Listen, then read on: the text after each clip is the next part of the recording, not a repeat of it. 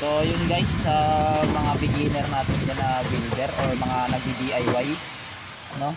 So ganito lang ang pag-setup nito. Ayan. So sa bill acceptor, tatanggalin nyo na to. Kasi meron na siyang wire.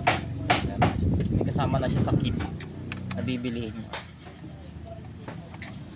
So wala na siyang silbi, tanggalin nyo na yan. Ngayon, isasaksak lang to. Ayan, ito yung 6 pin tapos yung 8 pin. So ganito lang pagkakapwesto niyan. Yun. Ayan, ganyan. Tapos yung isa ganito.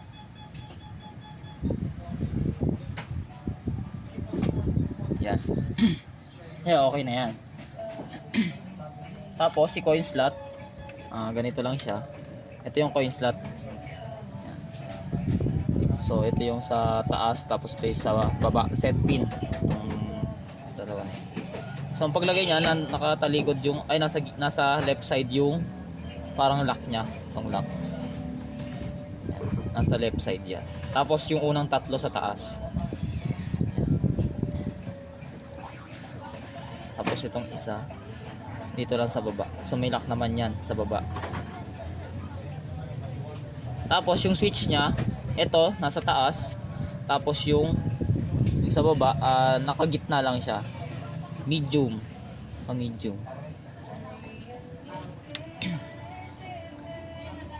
Tapos sa ilaw naman, so sa amin kasi tinatanggal ko na to. So depende na sa inyo. Pag kasi may nag-transact na ilaw to. So depende sa inyo kung gusto niyo tanggalin or hindi. Pero pwede naman tong itong LED frame natin. So pwede to. So pag mag-insert, pag mag-transact, nagbi-blink siya. Tapos pag hindi naman nag-transact, running light siya. So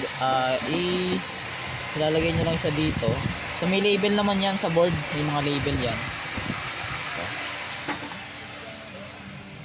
yan, may label yan dito. Ground, tapos NO, then 12 volts. So yung NO, yun yung kulay blue. Ayan. Ground, black, blue, red. Yan. Susuksok nyo lang po yan siya dyan. Huwag ka na.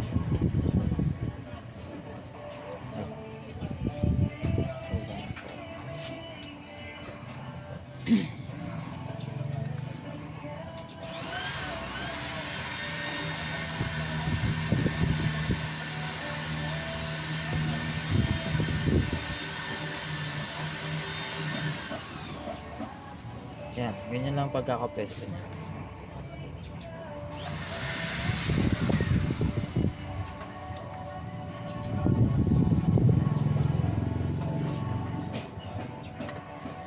Ayan. So okay na yun sa mga wiring. Ganyan lang po kasimple, napakadali lang ho. Isasalpak nyo lang siya ng isasalpak. Sa tablet naman, ayan. Sa tablet, ilalagay nyo lang yung charging wire nya dito sa USB port sa board. Kasi meron siyang smart charge. So pag nandito nakasaksak yan, may smart charge yan siya. So automatic yung charging yan. Tapos si power supply, ayan. Ito naman yung sa power supply. 12 volts, 5 amperes ang gagamitin po natin. Ito siya.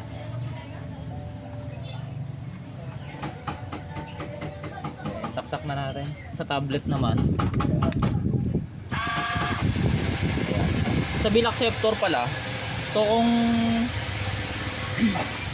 pag ganyan yung itsura, pag red blink, ayan, 1 lang yung naka-on. So kailangan 1 lang yung naka-on dito. Pero pag kasi bumili po kayo ng bill acceptor, naka-on yan dalawa, yung 1 and 2. Kaganyan ang posisyon niya.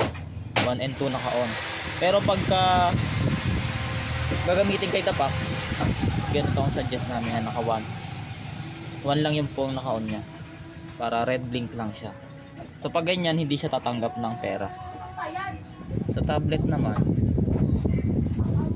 natin itong tablet.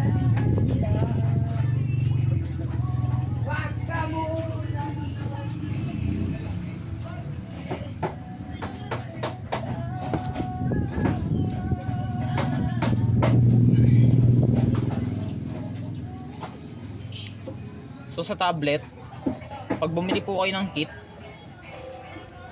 ready to use na ho yung tablet. So ayan, i-assemble nyo na lang siya. Then i-connect nyo lang yung Bluetooth ng tablet dito sa board.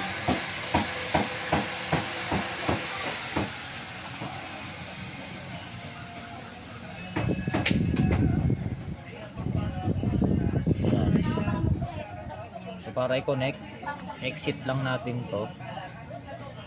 Yan, double click lang ng power tapos volume up, lalabas na tong option.